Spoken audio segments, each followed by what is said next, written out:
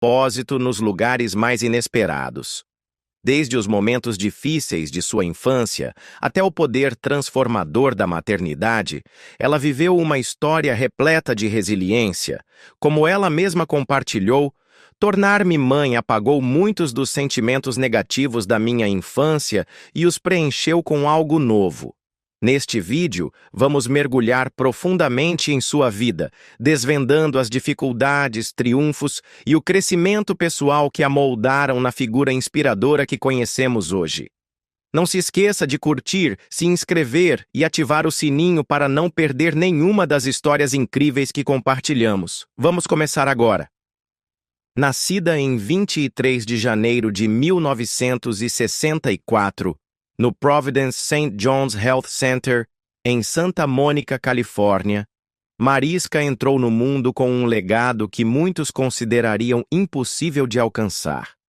Ela era filha de duas figuras maiores que a vida: Jayne Mansfield, uma atriz icônica e símbolo sexual dos anos 50, e Mickey Hargitay, um ex-Mister Universo nascido na Hungria. Os primeiros e médios nomes de Mariska e Magdalena têm origem húngara, sendo Mariska um diminutivo de Maria e refletindo suas profundas raízes culturais.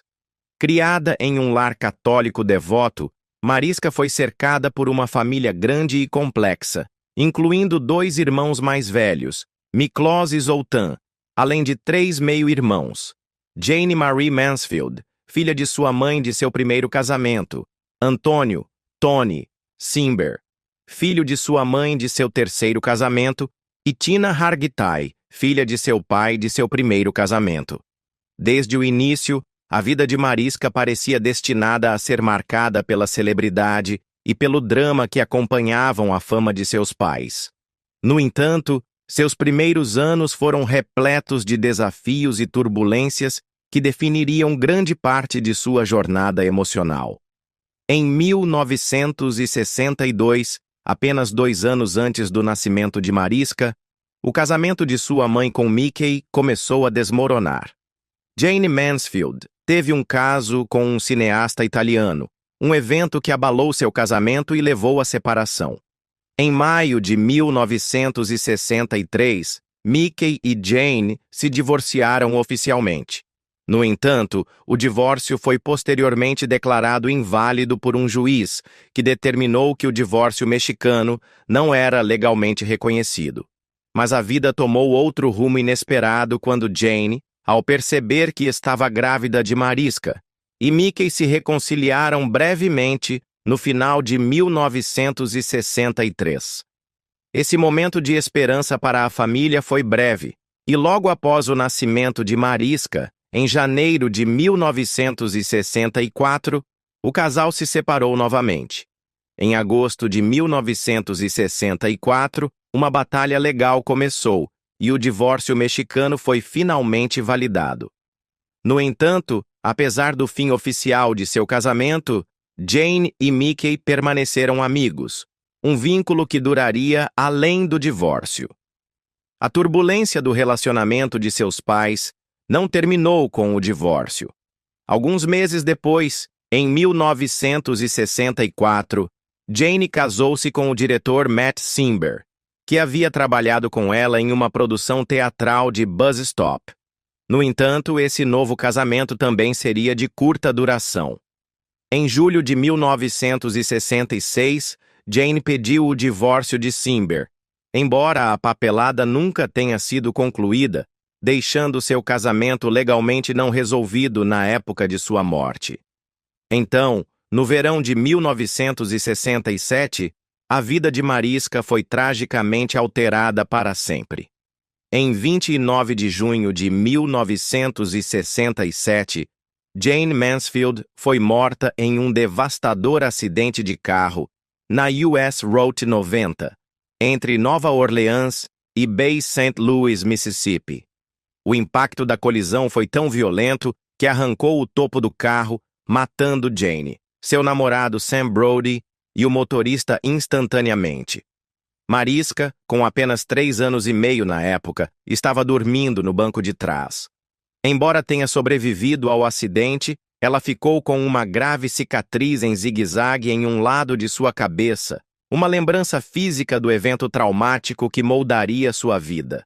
Seus irmãos, Miklos e Zoltan, também estavam no carro, mas escaparam com apenas ferimentos leves. A perda de sua mãe deixou uma marca indelével em Mariska, e isso seria algo que ela carregaria por toda a vida. A dor de perder Jane tão jovem foi profunda, criando um vazio que nunca seria preenchido. Mariska falou abertamente sobre essa perda em entrevistas, dizendo: "A perda precoce da minha mãe deixou um buraco na minha vida que nunca será preenchido. Eu nunca vou superar isso. Sempre serei uma garota que perdeu sua mãe." Apesar da tragédia, a força de Mariska emergiu à medida que ela crescia, mas a ferida dessa perda permaneceu uma parte central de sua identidade. Após a morte de Jane, Mariska e seus irmãos foram criados por seu pai, Mickey, e sua terceira esposa, Ellen Ciano. Foi uma transição difícil para os jovens Hargitay, pois tiveram que se ajustar à vida sem a mãe. Embora Mickey tenha feito o melhor para proporcionar um lar estável para seus filhos, a ausência de Jane fez com que Mariska se sentisse incompleta, lutando com as complexidades de crescer sem a orientação de uma mãe. Aos 18 anos, Mariska refletiu sobre sua criação, dizendo: "Meu pai era o Senhor Universo, então seria divertido para mim ser a Miss Universo." Mas apesar do glamour e das expectativas de ser parte de uma família tão famosa, ela também reconheceu as cicatrizes emocionais que carregava por ter perdido a mãe. A morte de seu pai em 2006 acrescentou mais uma camada de dor para Mariska. Mickey Hargitay faleceu aos 80 anos de idade devido a mieloma múltiplo, e mais uma vez, Mariska teve que lidar com a perda de um dos pais. Foi um capítulo de sua vida que destacou tanto a dor de seus primeiros anos, quanto a força que se desenvolveu dentro dela para enfrentar essas perdas. Durante sua adolescência, a resiliência de Mariska começou a se manifestar de outras maneiras. Na Marymount High School, uma prestigiosa escola católica para meninas em Los Angeles, ela se dedicou às atividades extracurriculares. Tornou-se líder de torcida, participou do governo estudantil, destacou-se no atletismo e seguiu seu amor pela atuação no programa de teatro da escola. A atuação deu a Mariska um senso de propósito e uma saída para suas emoções. Após o ensino médio, ela ingressou na UCLA em 1982, onde estudou teatro. No mesmo ano, foi coroada Miss Beverly Hills USA, um título que lhe deu um momento de glória e reconhecimento. No entanto, a ambição de Mariska de se tornar atriz a levou a seguir um caminho diferente. Quando estava no primeiro ano da UCLA, ela já havia assinado com um agente e começado a garantir pequenos papéis em televisão e cinema. Também ingressou na UCLA School of Theatre, Film and Television, onde se tornou membro da fraternidade Kappa Kappa Gamma. Apesar do começo promissor, Mariska decidiu deixar a UCLA antes de concluir seu diploma, movida pela atração de Hollywood e pelo desejo de seguir a atuação em tempo integral. Ela aprimorou ainda mais sua habilidade ao frequentar o Groundlings Theatre and School em Los Angeles, uma experiência que seria fundamental em seu desenvolvimento como atriz. O caminho de Mariska Hargitay para a fama foi tudo menos fácil. Na verdade, os primeiros anos de sua carreira foram marcados por intensas lutas, inseguranças e uma batalha implacável para ser vista como algo mais do que apenas a filha de um famoso símbolo sexual. Embora tenha nascido no brilho e glamour de Hollywood, a pressão para forjar sua própria identidade pesava sobre ela desde o início. Após ser coroada Miss Beverly Hills USA em 1982, Mariska acreditava que seu momento finalmente havia chegado. Com esse título em mãos, ela mirou o concurso Miss California USA no ano seguinte, esperando uma nova vitória. Mas apesar de seus melhores esforços, ela ficou em quarto lugar, com Julie Hayek eventualmente vencendo o Miss USA.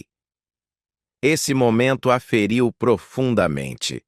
Como uma jovem tentando encontrar seu espaço em uma indústria cheia de mulheres bonitas e talentosas, a derrota apenas reforçou a dura verdade sobre a competitividade do mundo do entretenimento. Foi um lembrete de que as coisas não seriam entregues a ela. Ela teria que lutar por cada oportunidade. Em 1984, Mariska apareceu no videoclipe da música She Loves My Car, de Ronnie Milsap. Esse foi um momento importante, já que marcou um dos primeiros videoclipes de música country a ser transmitido na MTV. Mas, mesmo com essa exposição, parecia que sua carreira estava estagnada. No ano seguinte, teve um pequeno papel no filme de terror Ghoulies, que, embora tenha sido um passo na direção certa, não ofereceu o momento de destaque que ela desesperadamente precisava. Os papéis continuaram a surgir, embora menores, mas Mariska se via constantemente escalada para papéis que não mostravam todo o seu talento. Ela se sentia frustrada e ignorada. Apesar de seus melhores esforços, Hollywood não parecia querer ver a profundidade de suas capacidades.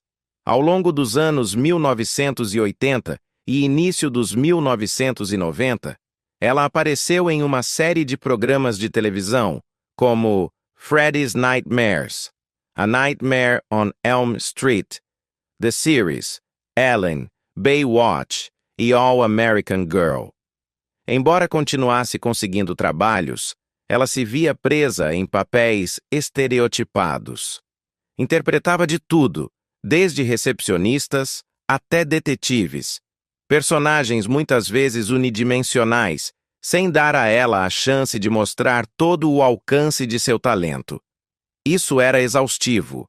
Ali estava ela, trabalhando incansavelmente, mas ainda se sentindo como se estivesse vivendo à sombra da imagem de Hollywood criada por sua mãe, Jayne Mansfield. Mariska constantemente se via sendo comparada à sua mãe, cuja fama era ao mesmo tempo uma bênção e uma maldição. Em entrevistas, ela frequentemente falava abertamente sobre como essas comparações moldaram sua carreira inicial e a luta para ser vista como uma pessoa única. Eu sempre estava à sombra da minha mãe, e isso era uma luta constante. Mariska compartilhou em uma entrevista de 1986. As pessoas esperavam que eu fosse uma cópia dela, e isso parecia impossível. Eu nunca pensei em fazer televisão até ser oferecido um papel em Downtown. Mesmo assim, eu não sabia se tinha o que era necessário para ter sucesso. O desejo de Mariska de provar seu valor se intensificava a cada ano que passava. Em 1988, ela teve um papel recorrente como Carly Fix, na novela Falcon Crest. Embora isso tenha lhe trazido algum reconhecimento, ela continuava se sentindo presa a papéis que não lhe permitiam explorar seu potencial por completo. Quando interpretou a policial Angela Garcia em Tequila and Bonetti, em 1992, sentiu uma frustração avassaladora ao ver o programa ser cancelado antes que pudesse ganhar força. Em Seinfeld, ela até teve a oportunidade de fazer teste para o papel de Elaine Benes, mas não foi escalada, o que deixou um gosto amargo, pois ela enfrentava novamente a rejeição em uma indústria que parecia vê-la apenas como mais um rosto bonito.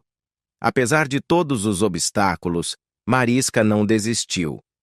Em 1997, ela se viu interpretando a detetive Nina Echeverria na série de drama Prince Street, e teve um breve papel como Cynthia Hooper em ER. Mas, novamente, ela se viu escalada para papéis que não lhe permitiam brilhar totalmente.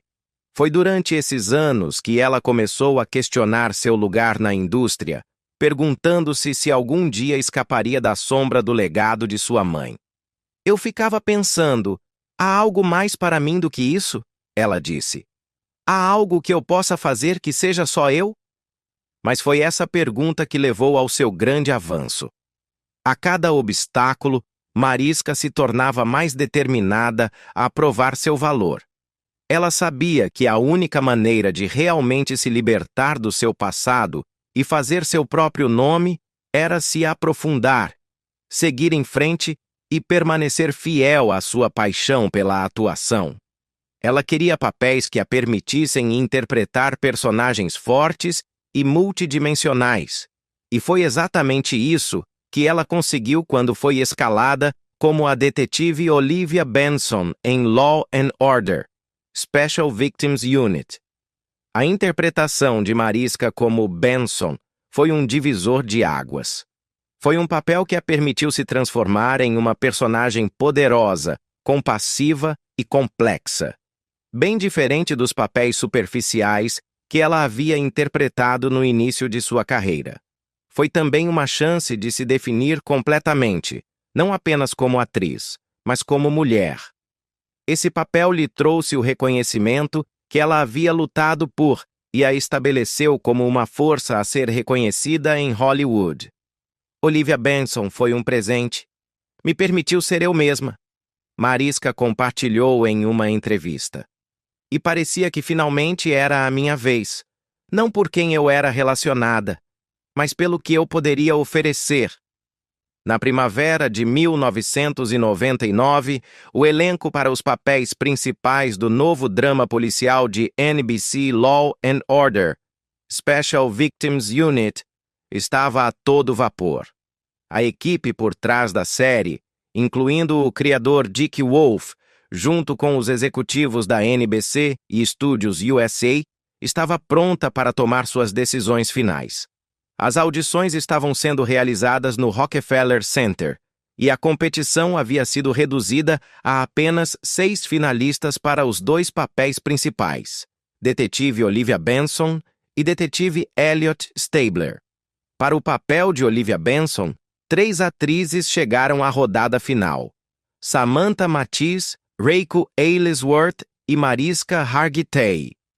Enquanto isso, para o papel masculino de Elliot Stabler, os finalistas eram Tim Matheson, John Slattery e Christopher Meloni. A atmosfera estava elétrica enquanto os atores faziam suas audições finais, mas quando Mariska e Christopher Meloni fizeram testes juntos, ficou claro para todos na sala que algo especial estava acontecendo. Depois que terminaram suas audições e saíram da sala, um longo silêncio pairou no ar. Foi quebrado por Dick Wolf, que de repente disparou. Bom, não há dúvida de quem devemos escolher, Hargitay e Meloni. A partir desse momento, ficou claro para Wolf que os dois tinham uma química inegável. Não era apenas o talento individual que traziam para os papéis, mas como pareciam se conectar instantaneamente, criando a parceria perfeita. Garth Ancier, chefe de entretenimento da NBC na época, concordou com a avaliação de Wolf, e o resto do painel rapidamente seguiu o mesmo caminho, reconhecendo que Mariska e Christopher eram a escolha ideal para a série. Com sua aprovação, a decisão foi tomada. Hargitay interpretaria a detetive Olivia Benson, e Meloni assumiria o papel do detetive Elliot Stabler. Para se preparar para o papel de Benson, Mariska mergulhou profundamente no trabalho exigido de uma defensora de crises de abuso sexual. Ela queria garantir que sua interpretação de Olivia fosse o mais autêntica e impactante possível, compreendendo a gravidade do trabalho da personagem ao lidar com a natureza sensível dos crimes sexuais. Sua dedicação ao papel deu frutos, pois a interpretação de Mariska como Benson não só cativou o público, como também lhe rendeu aclamação da crítica. Desde a estreia de SVU, em 1999, Mariska deu vida à detetive Olivia Benson por mais de 2 décadas, tornando a personagem uma das mais amadas e reconhecíveis da história da televisão. Sua dedicação ao papel lhe rendeu prêmios prestigiosos, incluindo um Emmy e um Globo de Ouro. Em 2011, Mariska foi homenageada com o prêmio TFT Distinguished Alumni Award da UCLA, sendo reconhecida na cerimônia de formatura da universidade naquele junho, consolidando seu status como um talento de destaque no mundo do entretenimento. Em 2006, durante os últimos meses de sua gravidez, Mariska tirou licença maternidade de SVU, afastando-se temporariamente de seu papel como Benson. Durante sua ausência, a atriz Connie Nielsen assumiu o papel de parceira temporária de Stabler, Dani Beck, mantendo a integridade do programa enquanto Mariska se preparava para dar as boas-vindas ao seu filho. No final de dezembro de 2008, a vida de Mariska Hargitay tomou um rumo inesperado que testaria sua força e resiliência física e emocional. Enquanto filmava uma cena de ação para Law & Order, SVU, ela caiu e sofreu um pneumotórax parcial. O ferimento foi sério e Mariska se viu em um hospital, enfrentando uma cirurgia poucos dias após o acidente. Apesar da dor excruciante e do impacto repentino em sua saúde, ela passou pela cirurgia em janeiro, demonstrando uma determinação notável para voltar ao trabalho. Mas as dificuldades não terminaram aí. Apenas alguns meses depois, em 3 de março de 2009, Mariska foi hospitalizada novamente, desta vez com dores no peito relacionadas ao ferimento. A dor e a incerteza sobre sua saúde devem ter sido esmagadoras, especialmente enquanto ela ainda se recuperava do trauma físico do acidente. Embora tenha perdido apenas um episódio durante a 10ª temporada de SVU, o impacto mental e emocional dessas questões de saúde foi sem dúvida exaustivo. Além disso, Mariska e seu coestrela Christopher Meloni enfrentaram um desafio separado nas negociações contratuais. Quando a 10ª temporada chegou ao fim em maio de 2009, ambos os atores estavam ganhando entre $375 mil a $385 mil por episódio, mas estavam determinados a negociar um acordo mais substancial. Eles pediram uma porcentagem dos lucros do programa, um pedido que não foi bem recebido pela NBC. Começaram a circular rumores de que a NBC havia ameaçado substituí-lo se não recuassem, adicionando mais uma camada de estresse a um período já difícil. Para Mariska, a combinação de dor física, problemas de saúde e a pressão das negociações contratuais foi avassaladora. Ainda assim, apesar desses desafios, seu compromisso com o SVU nunca vacilou. No final, após 2 meses de negociações tensas, Mariska e Meloni renovaram com sucesso seus contratos por mais 2 anos, solidificando seus lugares na série e tranquilizando os fãs de que seus personagens queridos continuariam centrais no programa. No entanto, quando parecia que a tempestade havia passado, mais incertezas surgiram. Quando a 13ª temporada de SVU se aproximou, relatos iniciais sugeriam que Mariska apareceria apenas nos primeiros 13 episódios, levantando dúvidas sobre seu futuro na série. Os fãs ficaram devastados com a ideia de perdê-la, e Mariska certamente sentia a pressão da constante especulação e preocupação. Mas, em um giro dos acontecimentos, o presidente da NBC, Bob Greenblatt, esclareceu que Mariska realmente apareceria em todos os episódios da temporada, pondo fim aos rumores e aliviando a tensão. Até agosto de 2012, Mariska Hargitay já havia se consolidado como uma das atrizes mais bem pagas da televisão, ganhando entre $400 mil e $500 mil por episódio de Law & Order, Special Victims Unit. Seu sucesso era inegável. Seu talento, trabalho árduo e dedicação finalmente haviam dado frutos após anos de luta para conquistar seu nome em Hollywood. Os anos seguintes apenas viram sua estrela brilhar ainda mais. Em 2013 e 2014, a Forbes classificou Mariska como a segunda atriz de televisão mais bem paga, ficando atrás apenas de Sofia Vergara, de Modern Family. Ser reconhecida ao lado de uma figura tão icônica na indústria foi uma conquista monumental, que consolidou ainda mais o status de Mariska como uma potência do entretenimento. Ela não era mais apenas uma estrela amada em SVU. Ela era uma das atrizes mais bem pagas do mundo, ganhando mais de $500 mil por episódio. Essa conquista foi o ápice de décadas de trabalho árduo, perseverança e superação de inúmeros desafios. Em 2013, enquanto sua carreira continuava a disparar, Mariska foi homenageada com um dos prêmios mais prestigiados de Hollywood, sua própria estrela na calçada da fama de Hollywood. Esta honra, concedida a ela na estrela número 2511, se tornou ainda mais significativa pelo fato de estar colocada ao lado da estrela de sua mãe, a lendária Jayne Mansfield. O significado emocional desse momento não passou despercebido por Mariska, que havia lutado nos primeiros anos de sua carreira com a sombra de sua mãe famosa pairando sobre ela. Ter sua própria estrela, logo ao lado da estrela de sua mãe, foi um momento simbólico de triunfo em sua jornada para construir seu próprio legado. Mas mesmo com a fama, a fortuna e o reconhecimento, a jornada de Mariska estava longe de ser tranquila.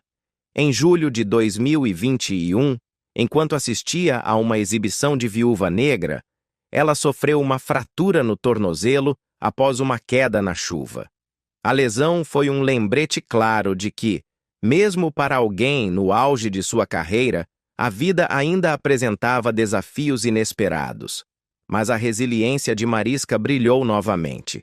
Apesar da lesão, ela continuou a trabalhar, e os efeitos de seu acidente foram habilmente incorporados no episódio de estreia da 23ª temporada de SVU, uma prova de sua dedicação ao programa e aos seus fãs.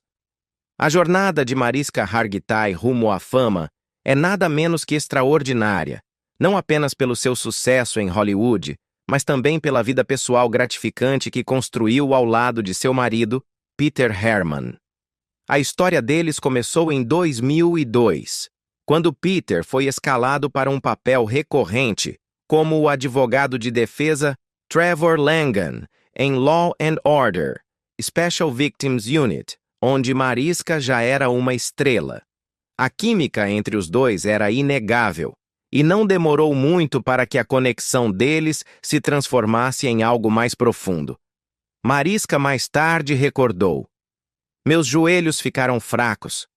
É tão incrível."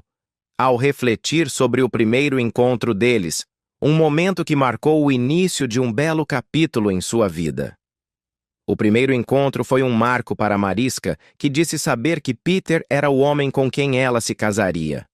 Foi um sentimento de certeza, uma conexão rara e profunda que estabeleceu a base para uma parceria duradoura.